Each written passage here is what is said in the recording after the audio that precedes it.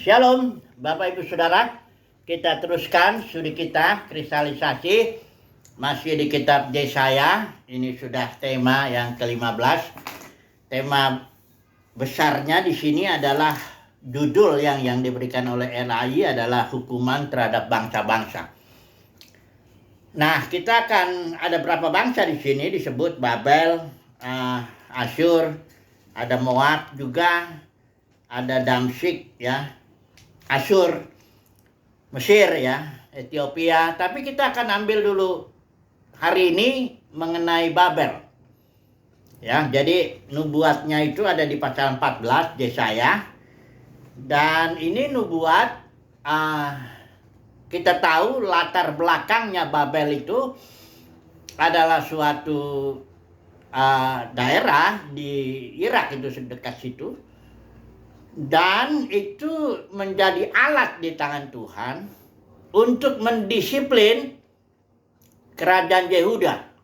Ya, Yehuda dan Benyamin di situ ya. Kalau nanti yang sebelah utara, yang 10 suku itu dibuangnya ke Asyur. Nanti kita coba singgung itu sedikit, barangkali besok atau lusa. Jadi ini Babel menjadi tempat ya, tangan Tuhan lah, perpanjangan tangan Tuhan untuk mendisiplin Israel, kerajaan Yehuda. 70 tahun orang Yehuda dibuang ya ke Babel untuk membersihkan ya segala dosa-dosa, terutama dosa penyembahan berhala. Tapi alat yang di tangan Tuhan ini, Babel, ini seringkali melakukan tidak seperti yang Tuhan kehendaki. Sehingga setelah Tuhan selesai mendisiplin Israel, Yehuda itu di Babel, Tuhan akan berurusan nanti dengan Babel ini. Ya. Dan Babel sendiri artinya akan terkena hukuman bilangnya atau disiplin Tuhan. Nah, ini yang kita mau melihat dulu Babel ini, ya. Nah, untuk mempelajari Babel, karena Babel ini ada dari kitab Kejadian sampai kepada Wahyu. Tapi dia memiliki sifat dasar yang berbeda. Nah, ini yang harus kita pelajari. Yang pertama, di Kejadian itu Babel itu satu kota yang dibangun oleh Nimrod. Ada menaranya di situ, nanti kita akan lihat ya apa itu. Jadi Babel ada 3 poin yang setidaknya kita harus paham.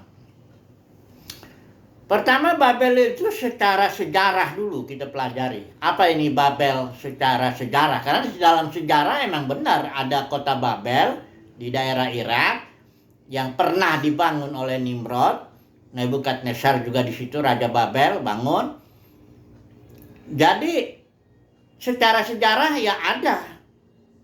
Ini yang kita pelajari, nggak usah terlalu dalam banget ya. Yang penting apa yang Alkitab katakan tentang sejarahnya Babel itu. Kemudian yang kedua, kita akan belajar yang ini. Babel yang dalam hal nubuat. Saya sudah jelasin ya, nubuat itu bukan memprediksi sesuatu karena Tuhan sudah maha tahu, udah tahu sebelumnya, enggak. Nubuat itu, kita nggak bisa memisah-misahkan atau karakteristik Tuhan sebagai yang maha tahu, sebagai yang berdaulat, berotoritas, sebagai kasih, keadilan. Kita nggak boleh milah-milah gitu ya. Tuhan itu satu, dalam arti kepribadiannya juga satu. Dan kalau dia bertindak atau melakukan apapun, dia bertindak sebagai yang satu itu ya. Kadang-kadang kan ada ayat mengatakan karena orang yang dipilih itu karena Tuhan sudah tahu sebelumnya, seolah-olah Tuhan itu karena kejadian itu blok begitu aja di depan matanya, diatur oleh siapa nggak tahu. Terus Tuhan karena sudah maha tahu, baru dia prediksi, bukan begitu. Atau dia pilih, enggak begitu. Tuhan dari awal, sejak sebelum ada segala sesuatu, dia sendiri sudah merancang segalanya itu. Dialah yang menentukan segalanya, dialah yang menjadi penyebab segalanya. Ya. Dialah yang menggerakkan sesuatu. Kan Paulus bilang kan, kita ini ada, kita ini bergerak, kita ini hidup di dalam dia. Jadi dia itu. Ya.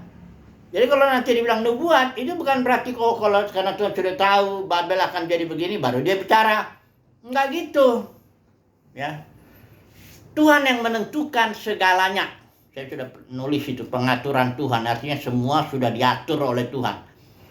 Kayak sutradara dalam film, kan dia yang mengatur segalanya.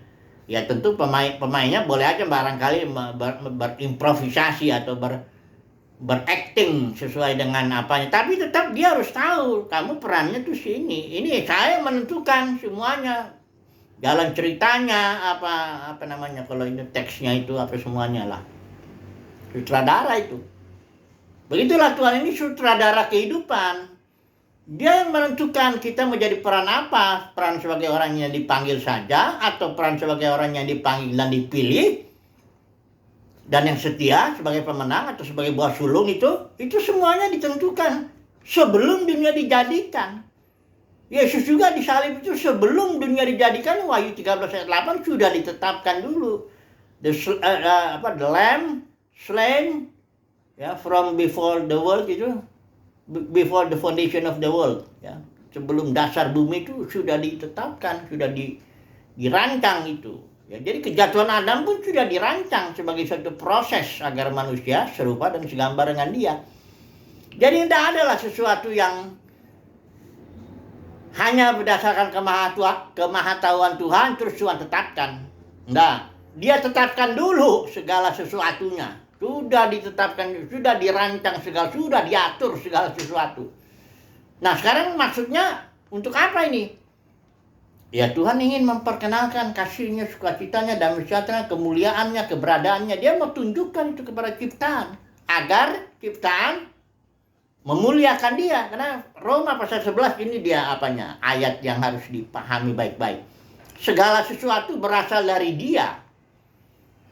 Keluar dari dia, ya.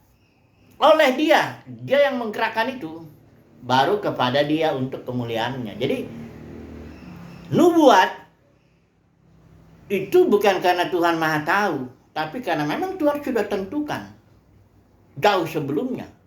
Ya, setelah itu dia kasih tahu kepada hamba-hambanya, kepada umatnya melalui nabi-nabi. Ya, jadi Tuhan yang menentukan itu, ya, itu yang harus diingat. Ini nanti kita akan belajar nubuat sedikit tentang Babel. Apa yang akan terjadi tentang Babel ini? Sebenarnya Babel itu kalau di saya ini nanti di bagian lain itu ada juga dewanya, namanya dewa Bel. Ya, dewa itu ya kalau kita mau tegasnya di situ sebenarnya rohnya. Ya, ada rohnya di situ Babel. Kemudian yang ketiga, kita akan belajar Babel sebagai simbol. Nah, ini yang sangat penting ini, karena banyak orang salah menerapkan Babel itu siapa. Ada yang saya melihat penafsiran seorang pengajar Alkitab bilang Babel itu Amerika katanya. Dari mana Babel itu? Berarti dia enggak baca baik-baik. Wahyu pasal 17-18 yang berbicara tentang Babel sebagai simbol. Karena nanti kita bahas itu sebagai kitab simbol, kita belajar sebentar. Jadi 3 poin ini. Kalau mau mengetahui tentang Babel, kita harus pilah-pilah, dianalisis. Saya selalu kalau menganalisis prinsipnya trilogi, 3 cerita ini tentang Babel, tapi cerita ini sudah lengkap sebagai sejarah, sudah lengkap sebagai nubuat, sudah lengkap sebagai simbol. Tapi tema ini nanti kita lihat. Satu sama maksudnya. Trilogi itu 3 cerita tapi 1 tema. Baik, kita mulai sekarang sejarah dulu. Ya, Babel sebagai sejarah. Ya, nanti kita lihat nubuatnya. Coba dulu kita lihat Kejadian, ya, pasal yang ke-10, ya. Mari kita lihat. Ini kita nggak usah baca apa, kita comot aja ya, tapi saudara harus tahu ini konteksnya sejarah. Ada seorang yang keturunan Ham, ya, Nuh, kita tahu punya anak Sem, Ham, Jafet ya. Kemudian ceritanya Nuh itu yang kita tahu dia bikin kebun anggur mabuk, telanjang. Nah, si Ham ini melihat dan tidak menutupi ketelanjangan ayahnya pada waktu itu. Dia malah memberitahu kepada Sem dan Jafet. Tapi kalau Jafet dan Sem dia mundur, tutup bawa kain. menutupi ketelanjangan ayahnya, dan selalu sadar dia mengutuk ini, ya, Kanaan atau Ham, ya. Dikatakan dia menjadi hamba yang paling hina bagi saudara-saudaranya. Nah, Ham ini punya anak namanya Kusi. Kusi punya anak namanya Nimrod, ya. Ayat 8 pasal 10 ini. Nah, Nimrod ini adalah orang yang mula-mula sekali berkuasa di bumi. Nah, banyak orang salah mengerti Nimrod ini. Pengertiannya mula-mula berkuasa itu disangka Nimrod itu seorang hamba Tuhan yang pemburu yang gagah perkasa di hadapan Tuhan, itu seolah dia hamba Tuhan yang melakukan kehendak Tuhan. Bukan. Makna daripada pemburu yang gagah perkasa ini, nah ini ELT bagus. Ini yang memberikan makna yang lain, ya. Pasal 10 ayat 9 itu dikatakan di catatan kakinya ini, perkasa di hadapan itu, mighty before, itu maknanya tegar, menentang. Jadi Nimrod ini seorang yang tegar menentang kehendak dan rencana Tuhan. Saya tahu ya kalau tegar itu, ya, artinya dia terus-menerus dalam hidupnya tuh menentang kehendak dan rencana Tuhan. Nanti kita lihat apa yang dia lakukan. Ya, dia ini bukan hamba Tuhan, Nimrod ini. Lawannya Tuhan malahan dia itu. Tegar dia menentang. Terus-terusan gitu, ya. Nggak ada tobat-tobatnya istilahnya. Ya. Apa yang dia lakukan si Nimrod ini? Memang Nimrod itu seorang yang pertama kali berkuasa. Artinya dia yang menjadi pemimpin pertama lah di bumi ini. Keturunanmu itu Ham, Kusi, Nimrod, ya. Nah, dia di sini membangun, perhatikan ya, saya baca dulu ya. Pasal 10 itu dia jelasin Nimrod. Kemudian di pasal 11-nya, perhatikan ya, adapun seluruh bumi itu satu bahasanya, satu logatnya. Jadi memang keturunanmu, Sem, Ham, Jafet beranak cucu, dia ya udah memang satu bahasa, satu keluarga, ya. Terjadilah mereka menemukan lembah di tanah Sinear, menetap di sana. Terus ayat 3, marilah kita membuat batu bata dan membakarnya dengan sempurna, ya. Dan mereka berkata, marilah kita membangun bagi kita sebuah kota. Pemerintahan ini maksudnya kalau kota itu. Emang nama Nimrod nggak disebut di sini. Ya, tapi kalau kita melihat kerajaannya Nimrod itu termasuk Babel. Coba dulu perhatikan di ayat 10, pasal 10. Dan mula-mula kerajaannya, jadi Nimrod itu seorang yang bangun kerajaan sendiri kira-kira gitu, tapi dengan tujuan menentang Tuhan. Pasal 10. Dan mula-mula kerajaannya terdiri atas pertama Babel, Erek, Akad, Kalneh, itu semuanya di tanah Sinear, ya. Nanti dia bergerak lagi, akhirnya ke Asyur juga. Asyur juga dia yang bangun, ya. Ada Rehobot, ada Kalah. Jadi Nimrod ini bangun kerajaan atau pemerintahan. Dia pemimpinnya itu, tapi kepemimpinannya hebat. Dia bisa memberikan tujuan, misi, dan visi kepada orang karena memang kebetulan masih satu bahasa. Komunikasi bagus. Sehingga orang-orang itu semua di pasal 11 ini, marilah kita, katanya. Mereka sudah terkena tujuan, misi, dan visi daripada Nimrod. Terkena oleh pengaruh kekuatan Nimrod dalam memimpin ini. Sehingga mereka bilang, ayo kita. Enggak lagi, mereka sudah kompak, istilahnya kompak. Sudah satu. Ya. Oleh kepemimpinan Nimrod, mereka menjadi satu. Ya. Apa yang mereka membangun? Pemerintahan, kota. Kemudian menara juga sebagai alat kontrolnya. Ya, kalau nanti kita terapin ini, menara ini sebenarnya organisasi, karena itu organisasi alat di tangan para pemimpin untuk mengontrol. Kan kalau salah satu tugas pemimpin itu atau manajer itu dalam satu lembaga itu kan dia planning, organizing, leading, controlling. Jadi controlling menara ini mengontrol, lihat bagaimana, apakah semua rencana dan tugas diselesaikan dengan baik dan sebagainya. Begitu, ya. Marilah kita bangun sebuah kota. Dan Nah, dan membuat bagi kita di ayat 4 ya, pasal 11, dan membuat bagi kita suatu nama. Ingat ya, nama ini bukan hanya misalnya bangun nama ya, namanya Menara Babel atau itu bukan itu pengertiannya nama. Nama itu kan seperti saya sering bilang, nama itu mengekspresikan si pemilik nama ini kemuliaannya, karakternya, ya, perbuatannya, karya-karyanya. Jadi Nimrod ini ingin karya-karyanya, kemuliaannya, karakteristiknya, semuanya tentang dirinya itu diketahui. Ada nama untuk dia. Dia membuat nama, cari nama. Hanya nama dia, ya tentu yang lain yang pengikutnya ikut ambil bagian dalam kemuliaannya Nimrod. Kayak satu lembaga misalnya ya, organisasi itu apa. Pemimpinnya misalnya entah apapun namanya, entah Eporus, entah Gembala Sidang, entah apapun juga. Kan yang paling ya tentu dia yang paling dapat kemuliaan.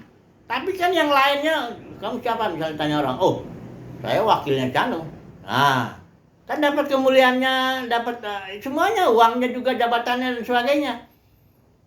Ini yang dibangun oleh Nimrod, kerajaan sendiri itu, ya, dengan nama, entah apapun namanya, pokoknya nama itu mengekspresikan karyaku. Makanya Nebukadnezar di kitab Daniel itu dia dengan bangga dia berkata, inilah Babel yang kubangun untuk kemuliaanku. Ya memang namanya juga orang bangun kerajaan sendiri ya, memang untuk kemuliaannya dia. Ya jadi kita udah tahu ya spiritnya Nimrod ini ya. Spiritnya untuk bangun kerajaan sendiri, untuk kemuliaan sendiri, cari nama. Nah kira-kira begitu ya. Nah, kemudian Tuhan lihat ya. Ya melihat kota dan menara yang dibuat oleh anak-anak manusia ini. Ya memang lihat bangsa ini satu, bahasa satu. Dan ini dan sekarang segala yang mereka mimpikan untuk melakukannya tidak ada yang tidak akan terlaksana. Itu menurut Tuhan. Artinya kalau Nimrod pertama komunikasinya bagus, maka apapun yang karena dia pemimpin, engkau bisa lakukan itu. Ya. Masalahnya yang kau lakukan itu, karyamu itu, kemuliaanmu itu semuanya untuk engkau. Kalau engkau tegar menentang kemuliaanku, maksudku, rencanaku, karena dia bilang dikatakan di sini supaya jangan kita tercerai berai di seluruh muka bumi. Artinya Nimrod ingin mengumpulkan orang kepada dirinya. Sementara rencana Tuhan itu supaya manusia bercerai berai, maksudnya bukan berantem, maksudnya memenuhi seluruh bumi beranak cucu untuk menaklukkan bumi ini. Ini beda ini rencana Nimrod dengan Tuhan ini, ya. Maka itu dia disebut tegar menentang. Nah, Tuhan turun untuk menghancurkan karyanya si Nimrod ini. Yang demi kemuliaannya, demi maksudnya, dengan tujuannya sendiri. Caranya hanya cukup dengan menghancurkan komunikasinya itu aja. Cukup dibikin yang satu ngomong, yang ini salah ngerti. Yang ini ngomong ke sini, ini pun salah ngerti. Ya kalau udah gak ada komunikasi ya buyar lah itu kan. Akhirnya tercerai berailah kerajaan si Nimrod ini menjadi banyak kerajaan-kerajaan. Kalau zaman dulu setiap kota ada satu rajanya. Dari situlah nanti kita di pasal 12 Abraham dipanggil untuk bangun kerajaan Tuhan di bumi. Untuk kemuliaan Tuhan. Untuk kemuliaan namanya. Jadi Abraham itu dipanggil keluar. Dia gak boleh bawa bapaknya, gak boleh bawa sanak saudaranya. Karena ini semuanya ini sudah dicemari oleh kerajaan Nimrod. Pecahan kerajaan Nimrod. Ya, ada dewanya juga di Ur-Kasdim itu, tanahnya keluar Terah itu, Terah nggak beribadah kepada Tuhan. Dia punya kerajaan, nggak tahu nama rajanya nggak disebut. Tapi pecahan-pecahan ini masing-masing punya raja, punya dewanya juga masing-masing. Ya, itu Tuhan panggil Abraham supaya Abraham mau dipakai Tuhan mau bangun kerajaan sorga di muka bumi ini, gitu. Ya. Oke ya, cukuplah dulu sejarah ini, nggak usah panjang-panjang. Kalau nubuatnya juga, kita baca pasal 14 ini, intinya Babel itu Karena dia pertama dia akan hancur ya, pasal 21 ini. Kalau kita lihat di pasal 21 sudah rubuh ya. Ayat 21. Sudah jatuh ayat 9. Ya sudah jatuh Babel dan segala patung berhalanya nih, dewa Bel namanya ini telah diremukkan. Intinya dinubuatkan bahwa Babel yang dibangun oleh Nimrod akan hancur ya. Kemudian di sini ada nubuat pasal 14 ini. Israel sebagai orang yang pernah diperbudak oleh Babel sebagai alat Tuhan itu kan untuk mendisiplin Israel ini. Akhirnya Israel akan mengejek di ayat 4 ini. Maka pasal 14 ya. Maka engkau akan memperdagangkan ejekan ini tentang Raja Babel. Diejeklah ini Raja Babel.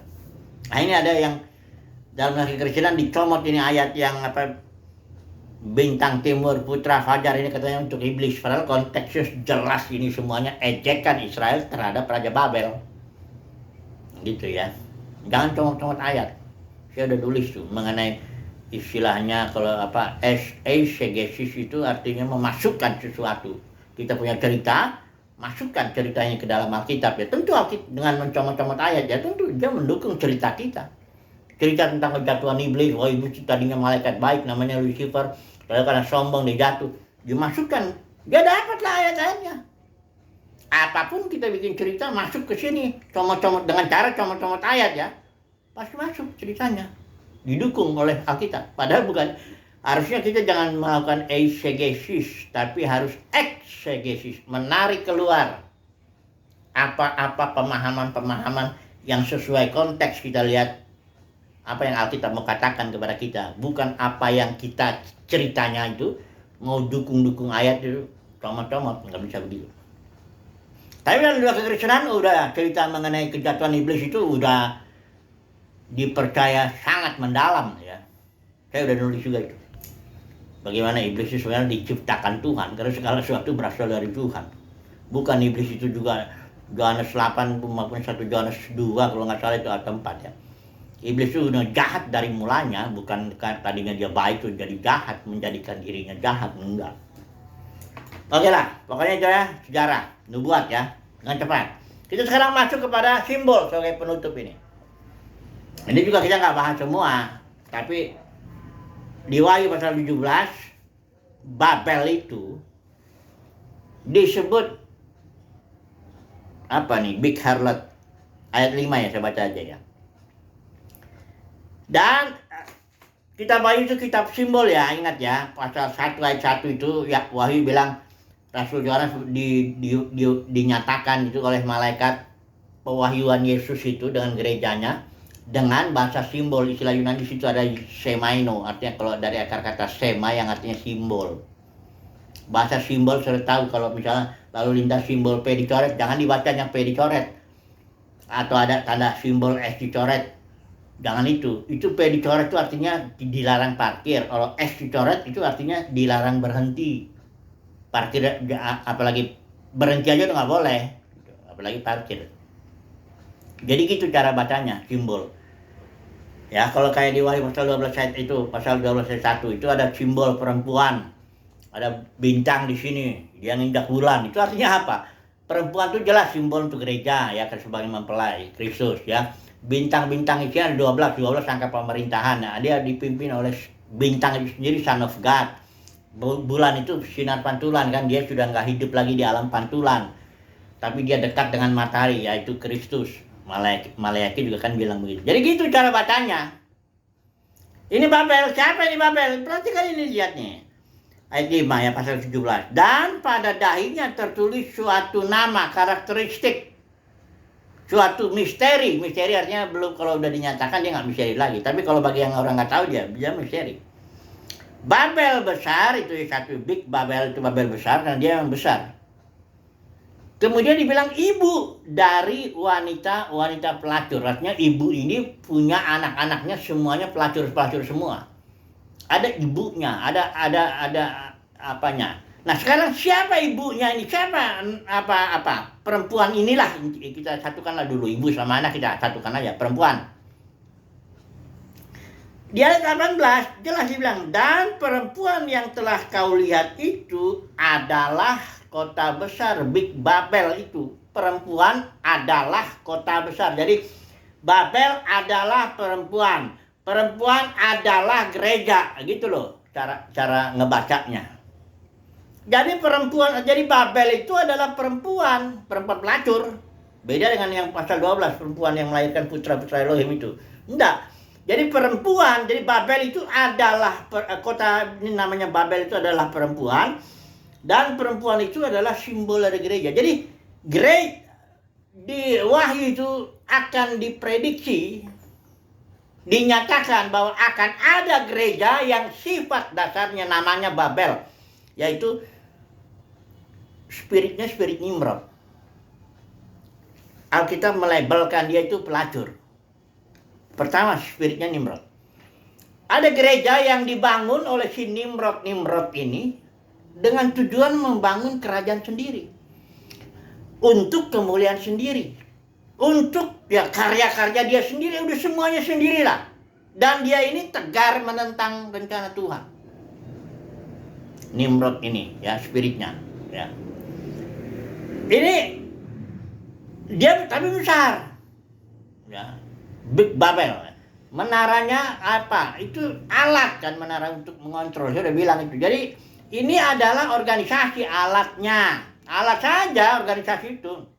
Makanya ada para pemimpin yang marah kalau dibilang, kenapa gereja nggak boleh diorganisasikan? Itu kan cuma alat. Iya, alat di tanganmu, bukan di tangan Roh Kudus. Siapa rasul gereja mula-mula tidak butuh itu, karena Roh Kudus langsung mengatur seluruh anggota ke tubuh. Karena gereja itu organisme. Tubuh itu kan langsung diatur oleh hayat daripada organisme itu. Hayat itu adalah Yesus. I am the life. Jadi nggak butuh, Yesus nggak butuh organisasi. Dia bisa atur semuanya kok. Ya. Mau kapan pertemuannya, mau kapan KKR-nya. Makanya tiba-tiba ada yang bertobat, ada yang semua diatur. Ya. Tapi sekarang gereja yang organisme pecah menjadi ribuan denominasi, masing-masing si Nimrod ini yang bangun itu, denominasi itu. Itulah ada ibunya, ada juga anak-anaknya, sama spiritnya ya Nimrod juga. Tarik murid kepada dirinya, bangun kerajaan sendiri. Nah, itu loh, itu dia Nimrod itu spiritnya. Inilah Babel. Makanya ada kebanggaan di situ ya. Kalau umat pilihan Tuhan, udahlah ya, saya coba langsung ngambil kesimpulan dulu lah. Ini, tapi udah jelas ini ya. Dan nasibnya si Babel ini di pasal 18, itu nasibnya dia akan dihancurkan. Coba dulu perhatikan. Sudah rubuh ayat 2. Sudah rubuh Babel, kota besar itu yang tadinya ada yang perempuan itu. Dan jangan kaget kalau dikatakan di sini Babel itu tempat kediaman roh-roh jahat. Roh-roh apa? Kalau dalam Wahyu pasal 2 pasal 3 ada 3 roh minimal di situ yang jahat. Ya, karena dia menentang Tuhan, menentang kehendak Tuhan.